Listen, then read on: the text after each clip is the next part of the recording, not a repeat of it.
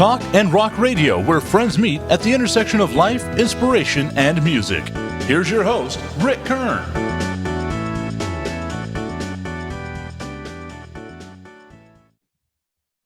Welcome, everyone, to Talk and Rock Radio. You know, today's a special day because a few days ago, my wife and I were seeing a piece on CNN that just really tweaked our interest. This story is one of those feel-good stories that I just thought, you know, this has to happen. I want this on my podcast. So I did a little research and I found these guys. One was in Pine Top, Arizona, and the other one was in LA. And we hooked up the same day and talked, and I told them what I wanted to do with this episode, and they agreed to do it. So at this time, I'd like to welcome Jed and Josh Motley. Hi, guys. Hello. Thank you so much for having us, Rick. It's going to be a lot of fun. Now, this whole story, I know you guys have been so busy with CNN and, you know, Inside Edition. You've got people calling you all from all over the world. And having you on my show today, I thought, you know, as I dove into this thing and found out that you were both musicians, that's what really piqued my interest, because I not only wanted to share this story, but I wanted to talk a little bit about your music and how things have been going. You're both very accomplished musicians. So, but let's go ahead and talk. Josh, why don't you go ahead and talk about the story a little bit? Okay, so I think it was November 3rd. It was a Wednesday. I just finished up mixing my new Paper Mache Kisses album. And I got done and I just had this feeling I wanted to go out and go thrift store shopping, which I do sometimes because I like finding, you know, cool stuff. And all the stores up here, you know, they give to like homeless shelters, veterans, dog and cat stuff, you know, that sort of thing. So I'd rather spend my money at those places. So I got up, I told my wife I was going to go out again. And I really did have a feeling I was going to find something cool. And she kind of made fun of me a little bit, you know, because I'm always saying that. But I always come home with cool stuff. And, but, you know, so basically I got in my car, drove around to a few, didn't find anything. And right before the last store that I went to, which is just past my house a little bit, a lot of times I just will go straight home from there. But they got in, Veterans Village got into a new, a really big place. And they had just kind of opened and I hadn't been in there yet. So I went in there and, you know, I'm looking around and they had all these Letterman jackets hanging up kind of in the back of the store.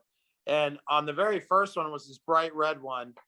And they were chaparral colors. And I knew that. And as I got closer, I saw the chaparral thing. And then, you know, I thought, oh, that's pretty cool. And I walked up and then I looked down and there was 94. And I thought, that's Jed's year. And I look over and I see his name. You know, my first thought is it was brand new, that this can't be his, because it was, first of all, brand new. I didn't even know he had a jacket. And my first thought was, well, maybe this was his jacket and he lost it, or, you know, I don't know. But I just thought it'd be funny to send him a picture. I mean, I almost didn't send anything at all. It was just something was eating at me to do it. And so I sent him a picture and I call him and I was like, hey, man, did you get that picture I sent?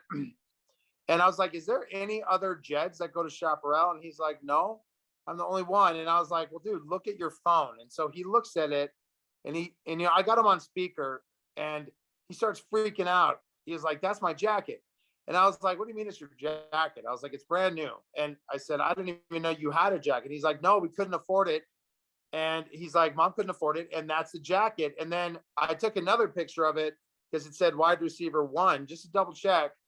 And he was like, yeah, that's it. And so he's like, where are you? And I'm like, I'm at a thrift store. And so, you know, he's like, well, buy it. And I was like, well, of course I'm going to buy it. But I go over and we were making such a commotion that the other guys in the store who work there, they're veterans and stuff. And, you know, they give them jobs there. And there's a guy named Paul. He was really nice. And he's like, yeah, it's just $25. And so I'm like, yeah, this is my brother's jacket from 30 years ago. And, you know, it's kind of confusing because at the very beginning, like nobody really caught the significance of what was going on. I wasn't even sure because I still wasn't positive right away. It just felt weird. Like there's no way. And so, they said some guy just dropped them off. And that's all I got the first day was that. And, I take it home and I walk in and I didn't even call the wife. I just walked in and I'm holding this thing up. And she's like, "What is that?" I'm like, "It's my brother's Letterman jacket." And, it took her a minute too. She's like, "What do you mean?" And I'm like, "From 94, he never got it." And it was like, then she started freaking out. Like it takes a second to sink in at first when it first started happening. And, I'm calling Jed back and forth. And I was like, "Would you want me to send it to you?" And he's like, "No, no, no, no." He's like, "Hold on." He's like, "Let me think about what to do here because this is insane." So at that point, I think he started posting stuff. And then it just, next thing I know, he's like, "Yeah, they're going to do a story on." And so, I drove down there and saw him and we did it live on TV. But at that point, we can go over to him if you want. And he can kind of tell you what actually happened because I honestly don't really know how this turned into such a big thing so quickly. Well, I will never forget that phone call and Josh saying, "Dude, was there any other Jeds at Chaparral in 94? And I'm like, "No, just one." and he sent me the picture and I couldn't believe it. I knew instantly it was mine because I went down to the store that day or a day in 93 or 94 to design the jacket. And I put my name and the patches everywhere. So I could envision what it was going to look like, but I never saw the final product. So when it was time to pick it up, Mom couldn't afford it. And it was just one of those things. We had kind of a rough childhood. It was just another speed bump that you had to get over and move forward. And I thought about it over the years. And that was amazing. When I saw the picture, I knew it immediately. And I said, "How much is it?" He's on speaker, "How much is it?" I could hear him going, "25. And I'm like, "Buy it right now, buy it." And since that moment, it's been really crazy. It's been really crazy. I posted on social media and got a crazy reaction. And then one of my, a friend of mine that I went to high school with and at Chaparral, she was a cheerleader on the football team. And she's one of the top broadcasters in Phoenix right now. Her name's Jamie Soretta. And I sent it to her and she was just floored. And she called me the next day and said, "My station loves this story." And I said, "Well, I'm coming to pick it up. I haven't seen my brother in a long time. This is bringing us back together right now." I said, "Do you want to, should we," she's like, "You guys want to come do this on TV?" So we did it on Good Morning Arizona. It was amazing. Then I went over to ABC 15 and I did another story and it exploded. ABC 15 sent it out to every affiliate in the country. Next thing you know, Josh and I are getting calls from everywhere, everywhere, from people seeing this on the news. And then, yeah, like you said, Rick, CNN, and we did Inside Edition, and it's not stopping right now. I don't know if it's going to keep going or if it's going to stop. Every night we go to bed, we're like, "All right, that's it," and things just keep going. Rick, what else do you want to know about this jacket? Well, first of all, I'm seeing a spiritual moment about this story that really moved me when I talked further with you and your brother. After I read the story and everything, I'm going, your mom has something to do with all of this going on. Y'all want to share a little bit about that? Yeah, I can go first. So, my mom was always heavily into both of our lives. I was in a band since I was like, 10 or something. And when I got to about 14, she started managing us. And, till about the time I was like maybe 28, she was the manager of a bunch of my stuff. I had put out a few CDs over the years. And, one of my bands, Nowhere Dreamer, was like the top band in Phoenix and we won awards. And we came really close to getting signed with Sony at one point, right before the whole grunge thing happened. And then that happened. And, and then I reinvented ourselves, started, made new bands. And just over the years, she did all this stuff. And then, I was in this band called Buddhistic, and Jed went on the road with us. We went out to California to play. And when we were in LA, I mean, he was like, I think he was in college at the time. And he had like the greatest, probably better than I had, better time. I mean, he was just having a blast. And, we were playing all these shows and there's all these 80s rock stars that were hanging out and just fun stuff happened. And after that, he was like, man, that was like the best. He's like, I think he was going to college to be a business major or something. And so then he's like, well, will you teach me, or what's a good instrument to start on? And honestly, like, man, there's a shortage of bass players in the world. And it's an easier than the guitar to get good at, a little bit less strings or whatever. And so we started with that. And I told him, I said, if you get a band together, I said, I will open up for you on your first show.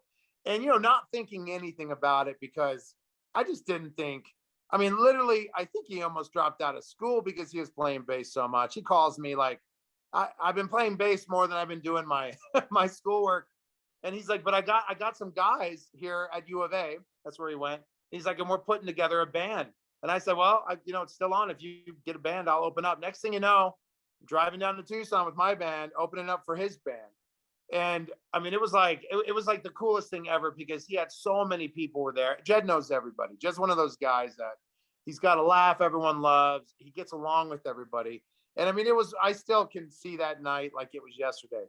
So anyways, my mom was there, and, then over the years, she started having some back problems and some other problems, and she got some surgeries. Well, those surgeries ended up with, back then, there was not one doctor who oversaw all your meds. And so she was getting like 6 painkillers from different doctors.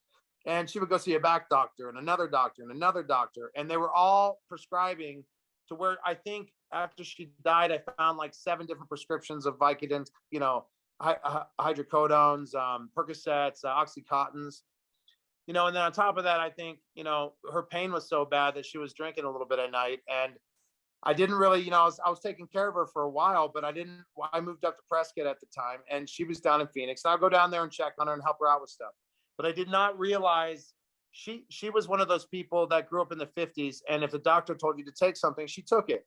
She didn't really realize what she was doing. She was probably an addict, but didn't even realize she was, but she wasn't a bad person. She wasn't like some heroin drug addicts or something on the street. She was still the most amazing mom ever. And so, near the end there, I was concerned pretty much every day going on. I kind of knew what was going on, but I didn't realize, I didn't know her kidneys could fail.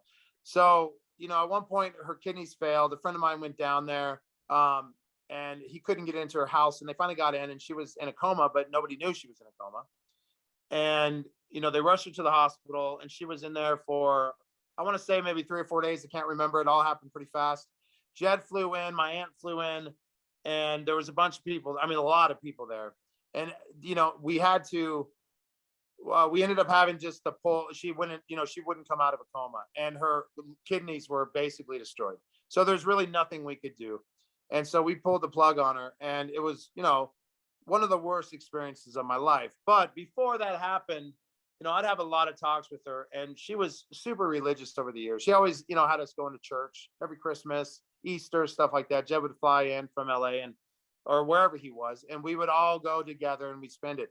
And, she was, after she stopped managing my band, when her health problems kind of kicked in, one of her big things was, well, if I die, I'm going to give you a sign. And I'm also going to try to talk to God about, seeing if we can get your music out there. Cause she tried. I mean, back in the 90s, there was no internet. We had to send out, everything was packages, thousands of dollars a month.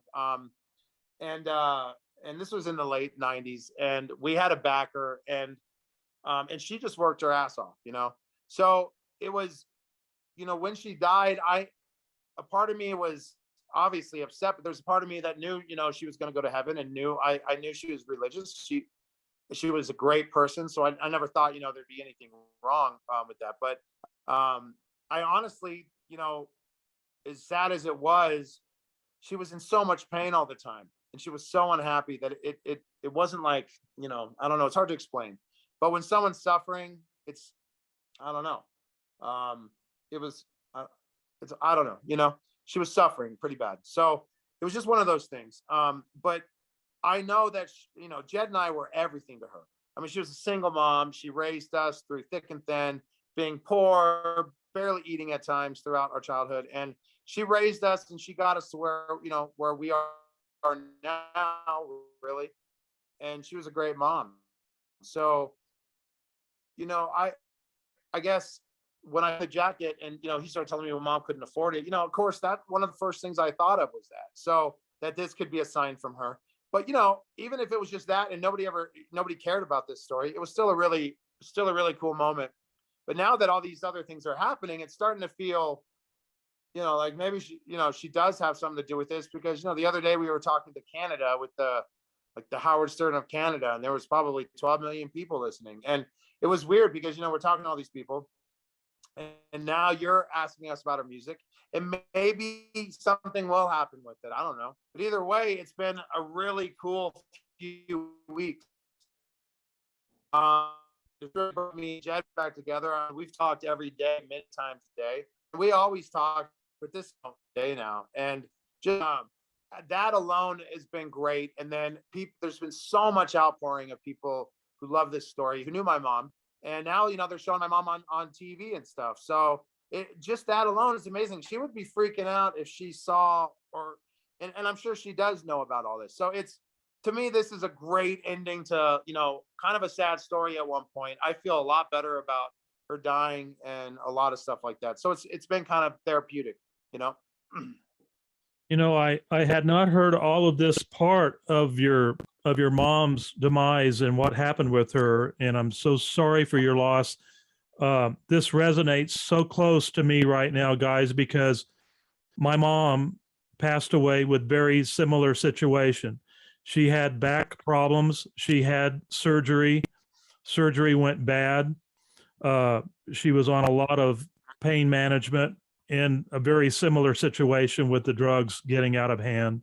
So, and I lost my mom quite a few years ago, but it's very similar. She was very supportive, as both of my parents were. When we played up in Canada, they flew up there to see us in Winnipeg, and they just loved us. Always supported everything I did with my music. And so, yeah, I think about my mom and my dad all the time and how they supported me. And so this is incredible that you have the support system that many musicians sometimes don't have, but we were blessed in that fashion to have parents that really cared for us and wanted to see our success.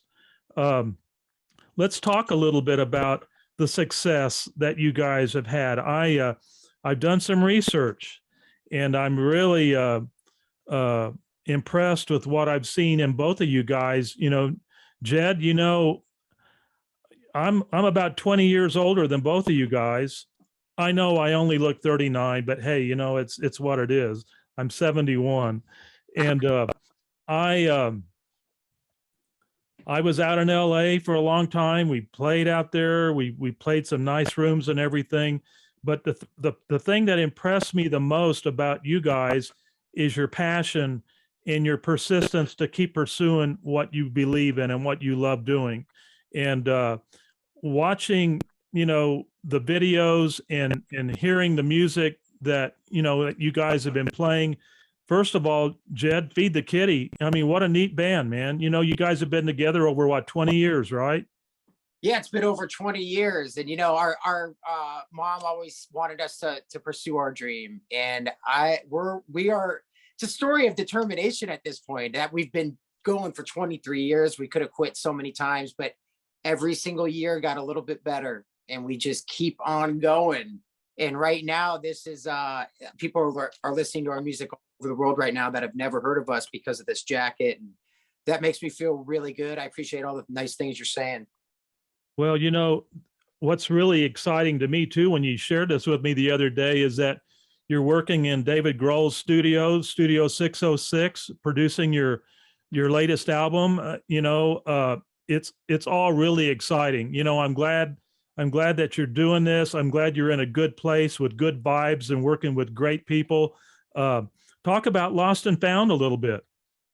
Yeah, we've this is the third album that we're doing out of Studio 606, produced by John Lusto. Lost and Found is a song I wrote right before the pandemic. It almost sounds like I wrote it about the jacket. The first line is 20 years gone. I think it's 28 years gone.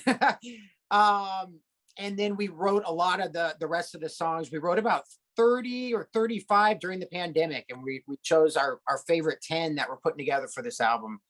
Lost and Found, the song is really about coming down from a 20-year party. I finally sobered up about 7 years ago, and the song's really about dealing with addiction. And this whole album is about really just what happened in the world and the way I felt about it. And Jack Maher Jr., the lead singer and guitarist of this band, co-writes these songs with me, and he does a really great job. I couldn't do it without him.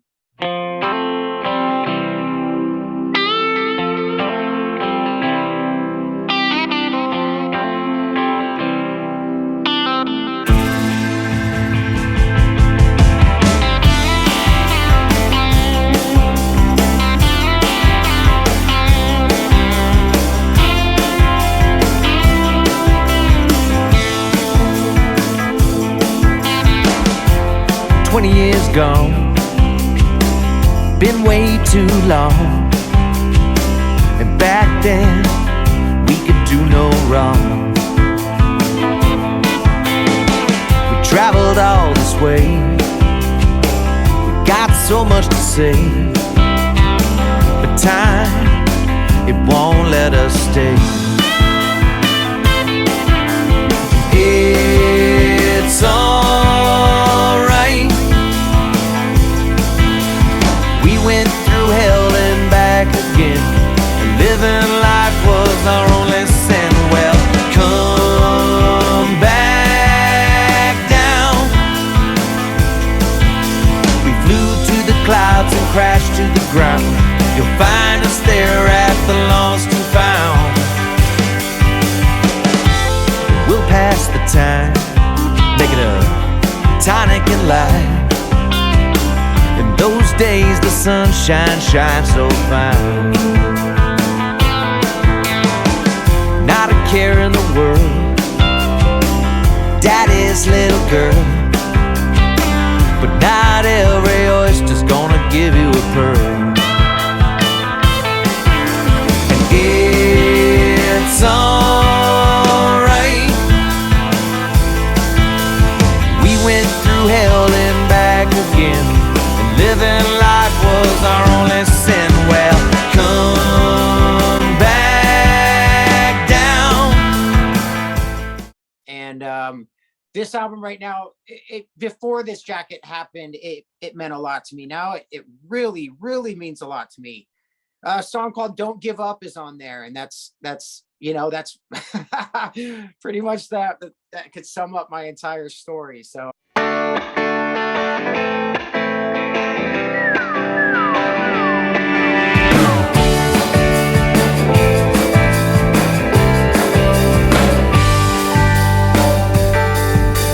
Sunrise, good morning to you. Blue skies, a room with a view. Don't ask me or tell me it's true. Just leave me something brand new. Don't give up. There's a moral to the story. Without a fight, it's only time we can't replace. Don't give up, don't panic, please don't worry. Without a fight, the message just gets lost. In space, man, let's fly to the moon. Suntan, your skin burns at noon. Don't ghost me, no one is immune.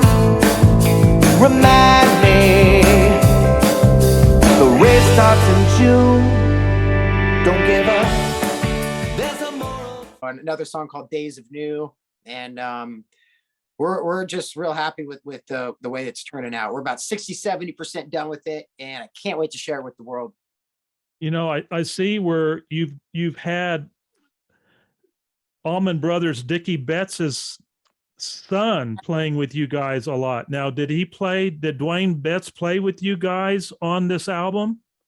Yes, he's on the track "Lost and Found." Also featuring Rami Jaffe, who's played in the Wallflowers and the Foo Fighters currently. And Dwayne Betts is just a great guy and an amazing guitar player. Him and Jack work really well together. Their styles are different, but they really complement each other. Dwayne, on our last album that released in January of 2020, was called Ain't Dead Yet. He was on 4 of those tracks, and he wrote one of them called Thank You. So, and he wrote it, I think 100%. So Dwayne stuck with us and he's played with us probably 30 times live. And he's been with us at the Viper Room and down at a festival in Hermosa Beach. And we love Dwayne. Well, and you played some really cool places, man. The Troubadour lately. I know you played over there with Navarro and his group. I tell you what, I watched some video of that performance, man. Cool. That drummer, of course, I've always been a Foo Fighters fan anyway, but to watch these guys play such high energy, it's one of the power groups that I just can't get enough of. They're so good, So good. Taylor's one of the best drummers out there. I got to watch the Foo Fighters at a small club last August up here in the Valley, and Taylor is just amazing, man. His playing is amazing. It's so high energy. Well, and he sings well too. He's a great singer. He's a great front man. It's he's really fun to watch. Yeah.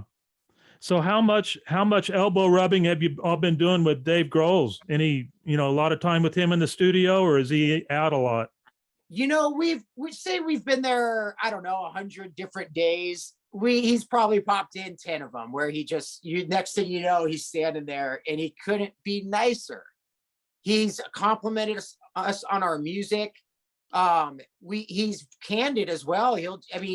He's just, it's cool, man. There's a vibe going on when Dave walks in the room. So it's amazing. I've met all the Foo Fighters over there at different times, and they all are so nice. So I feel like I'm living in a dream right now. I can't believe that that we're going through the famous Neve board that was at Sound City, and all those major bands went through there. Nirvana did their album there in '94, and for Dave to buy that Neve, bring it to his studio, and then let other bands come use it, he doesn't have to do that. That's so cool, man. That is so cool. The closest we ever came to anything like that possibly happening when I was playing out there and we were recording in Hollywood was at Studio 54. A friend of mine owned that studio, Richard Perry and Howard Steele. Howard Steele's a friend of mine from El Paso, and he's produced a lot of big names. And Toto was discovered in his garage studio. Okay, so he invited my wife and I over to Studio 54 to watch Jeff Porcaro lay down a track for Diana Ross on her new album. And so we went over there, and just sitting there in drummer royalty, watching this guy work with these guys in the control room, and these are guys that have produced, just you name it, they've done so many, and just incredible vibe, just nothing like it. Unfortunately, our band never recorded in there. We went to some little independent place down the street or whatever, I guess, but did our thing there. But still, you guys are in a great place you're in a great place to be doing that. I'm so happy for you, and I'm glad to see you guys being persistent, keep working at it. Everything that I've seen you guys do and what I've heard, I'm really liking. So it's just a matter of timing at the right place, and I think we just lost Jed. I don't know. You just faded out. Okay. You're back. Okay. So, let me just say one more thing too. I wouldn't be the musician I am today without my brother, Josh. He taught me how to play guitar. Josh is a lefty. I'm a righty. So when we faced each other, it was a mirror image. Yeah. That's so cool. He's my idol. His work ethic was amazing as a kid. He just sat in his room and wrote and practiced, and that really inspired me, and it still does. Now you're about 4 years older than him, right, Josh? Yeah. 3, 4, yeah. Yeah. Okay. Well, let's talk about what you're doing, Josh. I know we talked briefly about landing in Pine Top, and I know you probably wanted to get away from what you've indicated to me from bigger cities or whatever. Have you found your utopia there in Pine Top? Yeah, I think so. Let me just take it back a little bit. So I've been in bands since I was a little kid. And like Jed back in the 90s, we opened up for a lot of bands. And got really close a few times with, Sony Records, other things where there, I thought we were going to get signed to big labels. Um, and, the bands I had back then, we were all really young in our 20s. And, I don't even know if we could have stuck around because it was so volatile. Some of the situations I was in with people who were amazing musicians, but could not get along with each other, And then I was in a cover band for a long time and I realized you could make money, playing. And before that, it was all original music and we never made a dime. And then for years, I played in a cover band called the Wild Angels Band in Phoenix, and we played everywhere. We played all up and down California and Las Vegas and all that stuff. But when that band finally broke up, I had a studio and everything out there.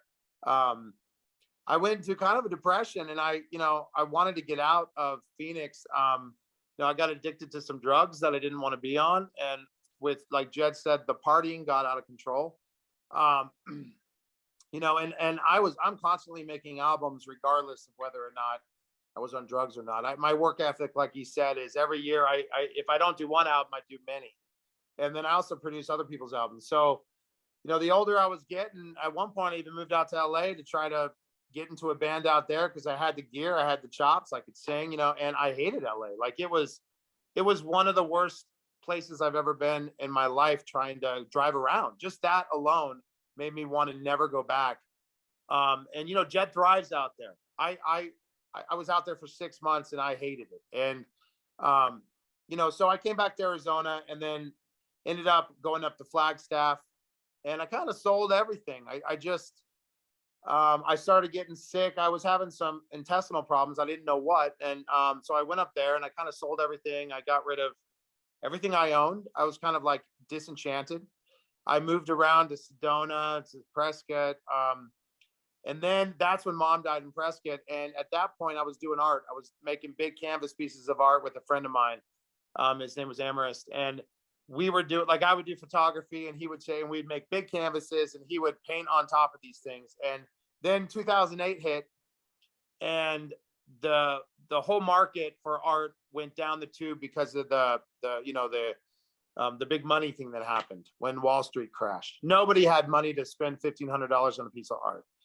And so I had some money. And as it dwindled away, I decided to try something completely different. And I moved to Iowa with this girl I was with at the time. And that's where my stomach exploded from diverticulitis. And I spent about 1.5 years with holes in my stomach.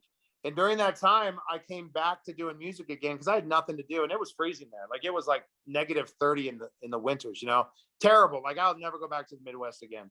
And but all I had was like a MIDI keyboard and my computers, and I started doing instrumental music again. I had a publisher who talked me back into doing some albums, and we did these Josh Motley albums that were all instrumental music. Tried to get back. I mean, for a while in the 90s, I was doing some TV and film, and I was trying to get back into that. No singing because I couldn't really sing. I had my intestines were literally hanging outside of my body, and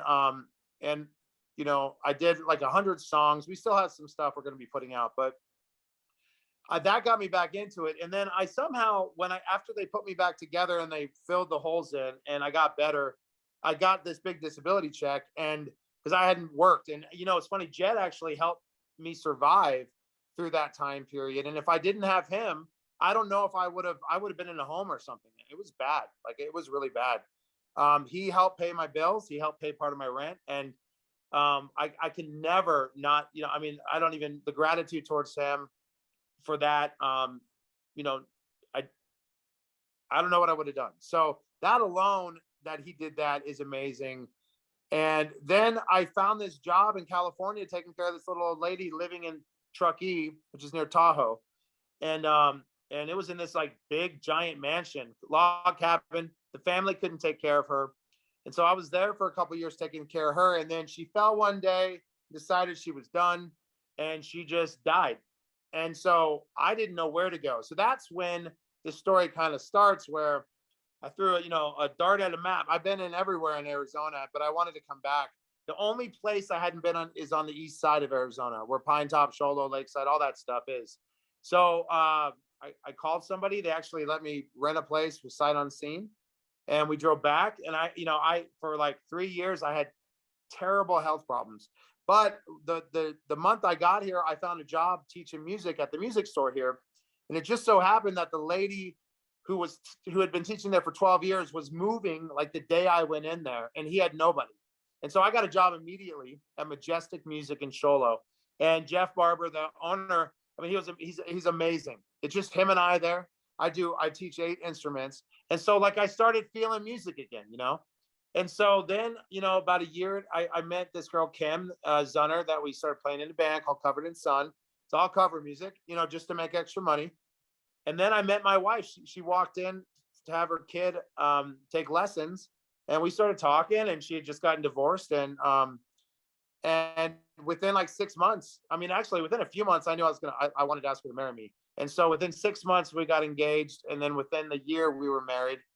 And her parents helped us get a house. And that's where I built my studio now. So I've been making records, but it has been pain in the ass. Like I'm like in 3x5 bedrooms, making great sounding records because I know how. I've been doing this for a long time. So just with a few little pieces of equipment, I can make albums that sound just as good as anybody else. But now I have a giant garage. I've got all the instruments I've ever wanted. Things have changed in the last few years. My luck went from terrible, holes in your stomach, wanting to die on, painkillers every day, to finally getting off all drugs. I'm a vegan. I don't eat meat. I don't eat sugar. I don't drink, no dairy. I've lost a lot of weight. I feel great. I still have problems with my back because of the surgeries I've had. And the last couple of years, I've even had a bunch more surgeries to fix this stuff. And it has not been easy. Every day is difficult. But I am now being able to make, these Paper Mache Kisses albums, playing the drums, the bass, the guitar, the keys. I've got vocal boosts. I've got mics. I've got, first time in my life, I have a Marshall. And through these shows and through working, I'm able to make just enough money.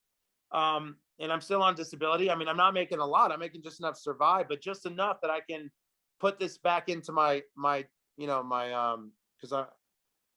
back into, myself, to create these new albums. And during the pandemic, I made like 5 albums. I went crazy because it was the first time I had a house in a long time, maybe 10 years.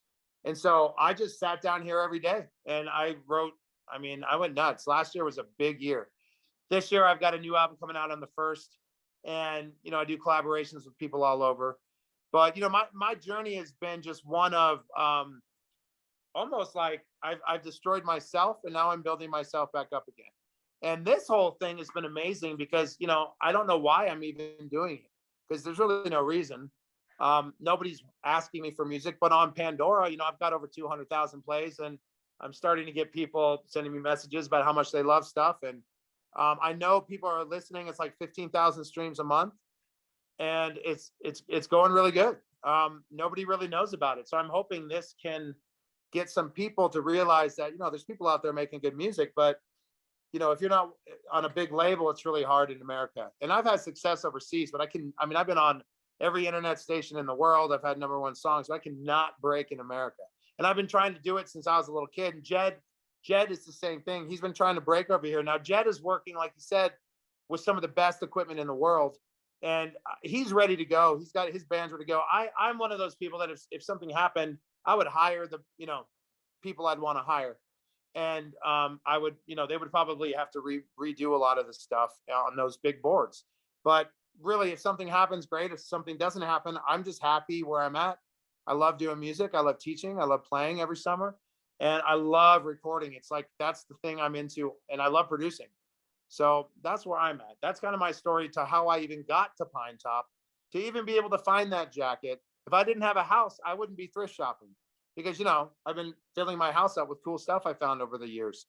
And I never would even gone into that place. So to find that jacket for me is incredible because of my story where, I almost was dead a few years ago, So to get to where I'm at now, and I am happy for the first time in my whole life, I'm happy in this. And, I've been happy for the last couple of years since I met my wife, and everything's been falling into place. It's crazy. Josh, So, keep doing what you're doing, my friend, because hitting the big time isn't everything. Okay. no, I know a lot of people that have hit the big time, and they're not all that happy. Okay. yeah, They're Right. happy for a while and all that, and yeah, the glamour's all very cool and all that, but it's not the forever happy that you're going to get by the woman you married, the place you're living, the people that you're around, the passion that you have, and you're doing what you want to do. Your mom is your biggest cheerleader right now. She yeah, helped you find that jacket. She's yeah. helping you keep your passion on fire. So I'm a firm believer in all this, and just keep it up, man. I want to ask you a couple backstories about your songs. Slowly We Collide. Tell me about that one. What was the backstory to writing that song? God, so that song's, like a lot of my music lately has been just stories about, meeting my wife. That's kind of like, you finally, I've been searching like for someone who I connected with for like 45 years before I met her. And when I met her, it was like, it's hard to explain because, until you found somebody, you just, just everyone was wrong. And the day I met her, and within a couple of weeks, I knew that she was the one. So a lot of the songs that I write are kind of about that, are about just meeting her, and the kind of, like my songs went from depressing, dark to everything's about light now, and trying to change who I was.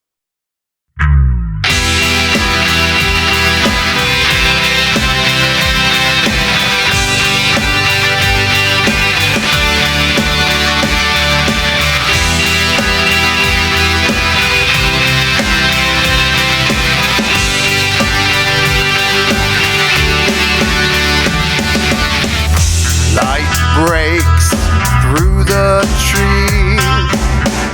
Early morning I watch you sleep.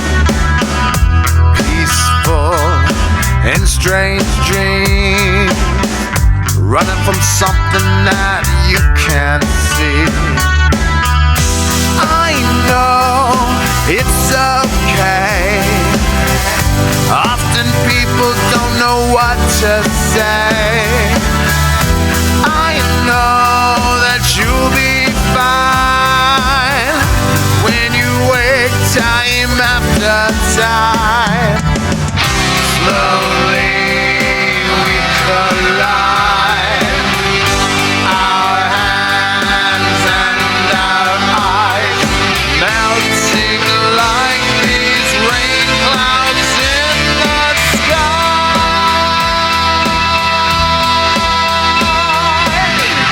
Slowly we collide, my hands on your thighs, melting like these candles in the night.